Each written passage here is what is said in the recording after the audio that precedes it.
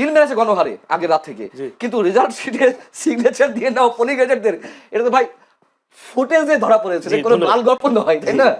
সংস্কার বিচার বিভাগ সংস্কার কমিশনের একজন সদস্য আর একজন ঐতিহাসিক ব্যক্তি, যে ইতিহাসে যার নাম জড়িয়ে আছে, বিচারক মাজদার হোসেন সাহেব, কিন্তু ওপেন বললেন যে এই 18 মাসে কিছুই করা হয়নি, ইচ্ছা করলে সরকার অনেক কিছু করতে পারত। জুলাই সনদ বিষয়টা পাশ করবার জন্য হোক, জুলাই সনদ বাস্তবায়নের জন্য গণভোটের একটা আয়োজন হয়েছে এবং গণভোটে হাঁ জয়যুক্ত হয়েছে এবং দেখা গেছে সেখানে 60.something মানুষ ভোট দিয়েছে গণভোটে, সেখানে হাঁ জয়যুক্ত হয়েছে। এখন আগামীকাল যদিও বলি শপথ গ্রহণ অনুষ্ঠান, সেক্ষেত্রে নিম্নকক্ষ গঠিতই হয়ে যাচ্ছে। উচ্চকক্ষে কি হতে পারে বলে, উচ্চকক্ষ কিভাবে গঠিত হবে বলে মনে করেন? কি জুলাই সনদের বাস্তবায়ন অনুসারে হবে নাকি আসলে বিএনপির দেয়া ইশতেহারে এই পদ্ধতিতে হবে বলে আপনি কি মনে করছেন? আর যদি হয় কি ধরনের জটিলতা তৈরি হতে পারে? জেনারেল ধন্যবাদ আপনাকে। আমার মনে হয় রাজ্জাকি ভাই দিয়ে শুরু করলে ভালো হতো, যোগ্য মানুষ, লয়ার মানুষ।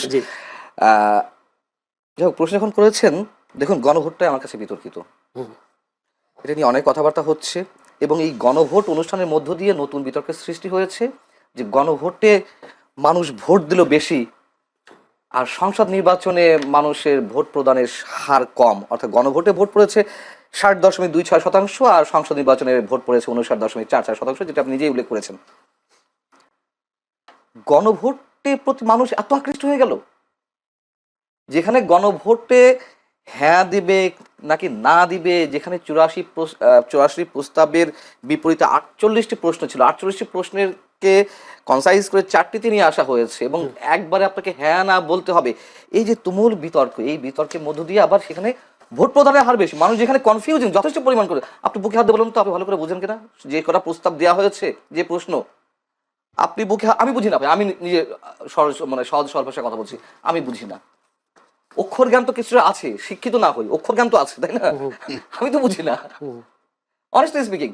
সেখানে গণভোটের সব হ্যাঁ না কেউ কেউ দিয়ে দিল, আর যেখানে বিএনপি গণভোটের তো সাইলেন্ট ছিল, হ্যাঁ না এর ক্ষেত্রে সাইলেন্ট ছিল, শুধু সমালোচনা এড়ানোর জায়গা থেকে তারেক রহমান একবার বলেছেন, আমার যদি ভুল না হয়ে থাকে নির্বাচনের প্রচারণায়, একদিন বলেছেন হায়ের পক্ষে ভোট দিন।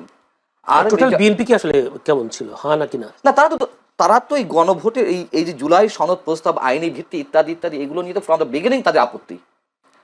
তারপর দেখা যাচ্ছে যে জনগণকে হয়তো কেউ কেউ কোনো কোনো বিশেষ শক্তি ভুলভাল বোঝাতে পারে, ও তোমরা সংস্কারের পক্ষে না। আচ্ছা, সংস্কারের পক্ষে না, সংস্কারের পক্ষে তো আমরা সবাই।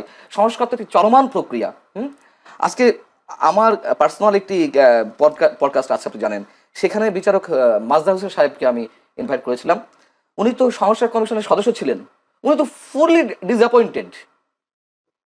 সংস্কার বিচার বিভাগ সংস্কার কমিশনের একজন সদস্য আর একজন ঐতিহাসিক ব্যক্তি, যে ইতিহাসে যার নাম জড়িয়ে আছে, বিচারক মাজদার হোসেন সাহেব, কিন্তু ওপেন বললেন যে এই 18 মাসে কিছুই করা হয়নি, ইচ্ছা করলে সরকার অনেক কিছু করতে পারত, আমাদের আশা ছিল ইন্টারিম গভর্নমেন্ট অনেক কিছু করবে, কিচ্ছু না। যে সেখানে আইন উপদেষ্টা বিচারকদের উপরে চোখ রাঙান, আইন উপদেষ্টা ইনডিরেক্টলি নির্দেশ দেন, এটাই কি সংস্কার? অতএব এই যে সংস্কারের প্রস্তাব, এই যে জুলাই সনদ আর সরকারের ইচ্ছা বা সরকারের যে ভরকেন্দ্রগুলো বা সরকারের বিহাইন্ড দ্য স্ক্রিন যারা সরকার চালিয়েছে, তাদের মধ্যে সংস্কার নিয়ে নানান ধরনের জটিলতা আছে। আচ্ছা, আমি মূল প্রশ্ন আছে উত্তরে, সেটি হচ্ছে আমাকে একটু বোঝান, এই যে উচ্চকক্ষ নিম্নকক্ষ খুব ভালো প্রস্তাব, প্রধানমন্ত্রীর মেয়াদ 10 বছর বেশি থাকবে না একজনের ক্ষেত্রে, খুব ভালো প্রস্তাব, রাষ্ট্রপতি প্রধানমন্ত্রীর ভারসাম্যের মানে ক্ষমতার ভারসাম্য হবে, খুবই ভালো প্রস্তাব। কিন্তু এই যে গণভোটটার কি প্রয়োজন ছিল? আমি প্রথমে বলেছি এটি সংবিধান সম্মত নয়। দ্বিতীয় কথা হচ্ছে 2/3 ব্রুট মেজরিটি নিয়ে বিএনপি এখন ক্ষমতায়। এর আগে সংবিধান সংস্কার হয়েছে না? হয়েছে তো। এর আগে তো নানান আইনের সংস্কার হয়েছে, নতুন নতুন আইন প্রণয়ন হয়েছে, তার জন্য গণভোট প্রয়োজন আছে? আচ্ছা, এই 2/3 সংখ্যাগরিষ্ঠতা নিয়ে তো সংস্কার প্রস্তাব বিএনপি যা ইচ্ছা করতেই পারে। এই যে সংবিধান সংস্কার পরিষদ, এটি কেন, কোন উদ্ভট চিন্তা থেকে এটি এলো? এবং একই সঙ্গে প্রশ্ন, এটি দাবি তো মূলত এনসিপি এবং জামায়াতে ইসলামী ছিল, তাই না? সেই এনসিপি কেন এত কিছুর পরে, এত দিন পরে, নির্বাচন হয়ে যাওয়ার পরে, আজ কিবার রোববার আজকে তারা গেছেন বঙ্গভবনে স্বাক্ষর করতে? আপনি বুঝতে পারছেন না খেলাগুলো কোথায়? যারা প্রস্তাবক, যারা নিজেদেরকে বিপ্লবী বলছে, যারা এটার করতে যান প্রাণ দিতে মরিয়া হয়ে আছে, তারা কেন এতদিন পরে একেবারে নির্বাচন পরে গিয়ে স্বাক্ষর করতে গেল, তার আগে কেন স্বাক্ষর করলো না? এই প্রশ্নগুলো পাল্টা আপনাদের কাছে। তাহলে এটি দিয়ে কি হচ্ছে? তারপরে উচ্চকক্ষ গঠন হচ্ছে কি হচ্ছে না আমি একটু জানতে চাই। যদি গঠন হয় তাহলে কিভাবে গঠিত হওয়া উচিত? বিএনপি বলে আসছে যে আসনের ভিত্তিতে, আসনের ভিত্তিতে তারা উচ্চকক্ষ গঠন করতে চায়, আর জামায়াতে ইসলামী চায় পিয়ার পদ্ধতি। হ্যাঁ, সো এটা তো এখনো নিষ্পত্তিহীন অবস্থা আছে, নিষ্পত্তি হয়নি। নিষ্পত্তি না হলে কোনো জটিলতা তৈরি হবে, জটিলতা তো সৃষ্টি হতেই পারে। জামায়াতে ইসলামী 68 আসন নিয়ে আছে, আরো 6টা তাদের সহযোগীদের। সো এতগুলো আসন নিয়ে তারা তো শক্তিশালী বিরোধী দল হিসেবে উপস্থিত হয়েছে। যেহেতু নিম্নকক্ষে বিএনপি 2/3 ভোট পেয়েছে, সেখানে তাদের আইন পাশ করতেও তো তার কোনো জটিলতা নাই। দুইটা প্রশ্ন উত্তর যদি আপনার শেষের প্রশ্ন উত্তর দিয়ে শুরু করি। সেটা হচ্ছে অবশ্যই তাদের কোনো সমস্যা না, তারা ব্রুট মেজরিটি পেয়েছে। যদিও ব্রুট মেজরিটি ইতিহাস বলে যে সংশ্লিষ্ট দলের জন্য ক্ষতির কারণ হয়, তারা এক না হয়ে ওঠার সুযোগ পায়। যাই হোক, এগুলো ভবিষ্যতেই বলবে যে বিএনপির ক্ষেত্রে আসলে কি হবে। এবং আইন প্রণয়নের ক্ষেত্রে কিছু করার নেই। হয়তো জামাত ইসলামী, এনসিপি যে 2-1 জন সদস্য বা স্বতন্ত্র বা অন্যান্য দলে যারা আছে তারা একটু হইচই করতে পারবে, কিন্তু বিএনপি যা ইচ্ছা তাই করতে পারবে। আর উচ্চকক্ষের ক্ষেত্রে আপনি বললেন যে জটিলতা, সেটাও পুরনো প্রশ্নটা বোধহয় ঘুরে ফিরে এলো যে জটিলতা একটা সৃষ্টি হবে। আমি জটিলতা এই জন্য বলছি, আচ্ছা জটিলতা হওয়ার তো দরকার, ওখানেও তো তারা বেশিরভাগ আসন পাবে উচ্চকক্ষে। হ্যাঁ, বিএনপি ওখানে তো উচ্চকক্ষ, যদি একেবারে পিয়ার পদ্ধতিতেও হয়, তো সেই ক্ষেত্রে আইন পাশ করার ক্ষেত্রে তো তেমন কোনো জটিলতা তৈরি হবে বলে মনে হয় না আমার মতে। তো সেই ক্ষেত্রেও বা বিএনপি কেন রাজি হবে না? বলে রাজি হবে না এই কারণে তাদের রিপ্রেজেন্টেটিভ কম যাচ্ছে, যদি ভোটের হিসেবে হয়। ভোটের হিসেবে পিয়ার পদ্ধতি হলেও তো ওনাদের আসন বেশি থাকছে, তো না যদি বেশি থাকছে, আর পিয়ার আর জনগণের ভোটের রেশিওতে যদি হয় তাহলে তাদের প্রতিনিধিত্ব কম যাবে উচ্চকক্ষে। এটাই, সো এই কারণে তারা ওইটা চাচ্ছে। এই কারণে আচ্ছা, তারা যখন এই দাবিটি তোলে খুব ভালোভাবেই তারা নিশ্চয়ই হিসেব নিকেশ করেই কথা বলেছিল যে আওয়ামী লীগ যে নির্বাচনে আসতে পারবে না বা একেবারে বাদ হয়ে যাবে, তারা কিন্তু এই হিসাবটা মাথায় নিয়ে বলেনি। তারা আওয়ামী লীগ আসতে পারে, আওয়ামী লীগ আসলে একটা কন্টেস্ট হবে, হ্যাঁ, সেক্ষেত্রে আওয়ামী লীগের ভোট কম নয়। এবং একটু দেখা গেছে 2008 পর্যন্ত মানে পার্সেন্টেজে আওয়ামী লীগ সবসময় এগিয়ে ছিল, 35 থেকে 40% মধ্যে দুই দলেরই, বাট বিএনপির চেয়ে আওয়ামী লীগ অনেক বেশি আসন পেয়েছে। যাই হোক, এই জন্য সংসদে মানে সংসদের নিম্নকক্ষে যদি হয়ে থাকে তার ভিত্তিতে বা আসনের ভিত্তিতে তারা এটা চাইছিল। দেখুন, আমার মনে হয় এই পর্যন্ত যাবে না, তার আগে অনেক ধরনের জটিলতা হবে। জটিলতা এখনই দেখা দিয়েছে, আমি জানি না যে কি হবে, কি হতে যাচ্ছে সকালে।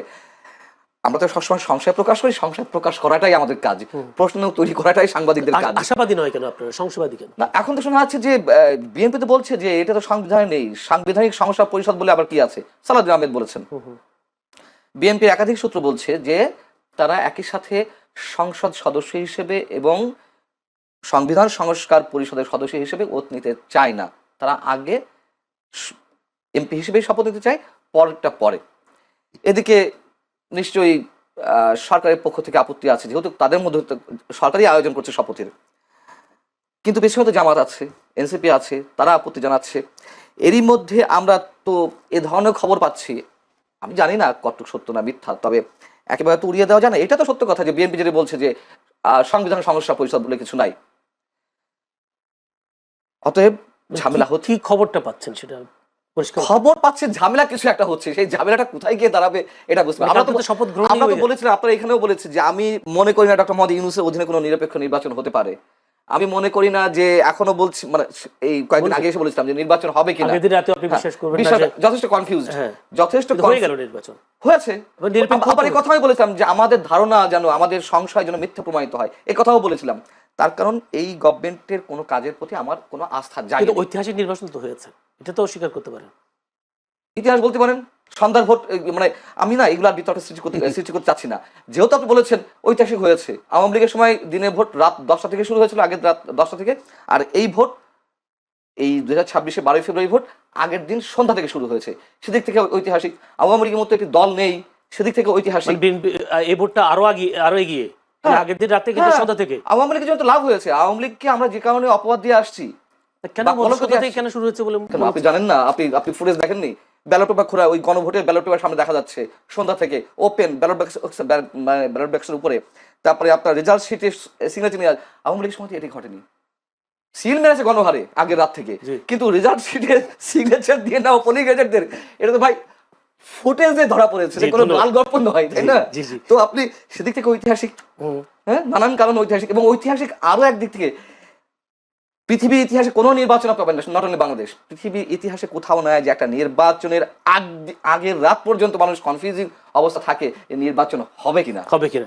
আচ্ছা, আমরা তা দেখলামও বিএনপি ক্ষমতায় এসে আওয়ামী লীগের রাজনীতি করার পথ সহজ হয়ে গেল কেমনটা মনে হচ্ছে। এই জন্য বলছি যে বিভিন্ন জায়গায় আওয়ামী লীগের কার্যালয়গুলো খোলা হচ্ছে, খুলে দিচ্ছে, জয় বাংলা স্লোগান দিচ্ছে, এবং বিএনপির নেতারা গিয়ে গিয়ে খুলেও দিচ্ছে এরকম।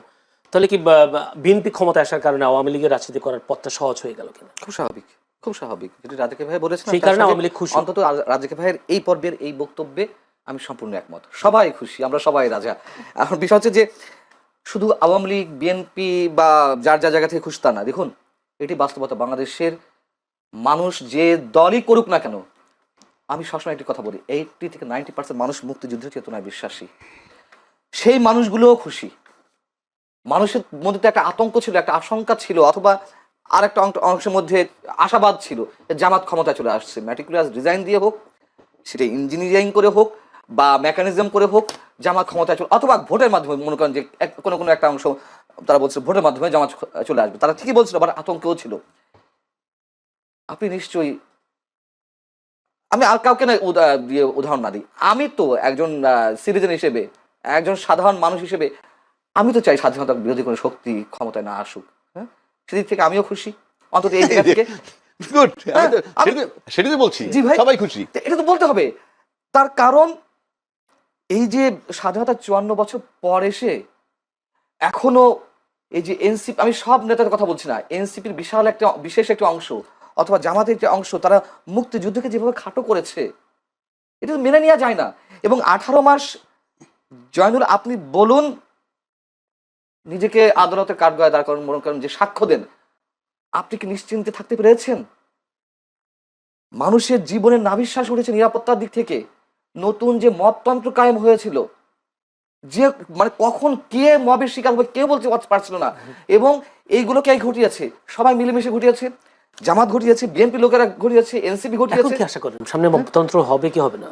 কি আশা? কমবে তো বটেই, তো কমবে বটেই, মানে একেবারে যে বন্ধ হয়ে যাবে রাতে তা না, তবে অবশ্যই কমবে এবং একটা সময় বন্ধও হবে, এটুকু আশা করি। এবং তারেক রহমান যে আশাবাদ মানুষের মনে জাগাচ্ছে, মানে আমি তো প্রথমে বলেছি, ব্রুট মেজরিটি অবশ্যই খারাপ দৃষ্টান্ত হয়ে আছে যুগে যুগে।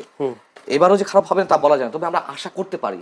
তিনি তারেক রহমান সব বিরোধী দলের নেতাদের বাসায় গিয়ে গিয়ে দেখা করছেন, এটা নতুন সংস্কৃতি, অবশ্যই এটা ভালো উদ্যোগ। জি। এবং আওয়ামী লীগের রাজনৈতিক কার্যালয় আপনি খোলার কথা বলেছেন, এটা তো আসার কথা। দেখুন, এটা তো বাস্তবতা। আওয়ামী লীগের নেতা কর্মীরা যারা অন্যায় করেছে, অপরাধ করেছে, চুরি করেছে, বাটপারি করেছে, গুম করেছে, খুন করেছে, তাদের সবার বিচার আমরা চাই।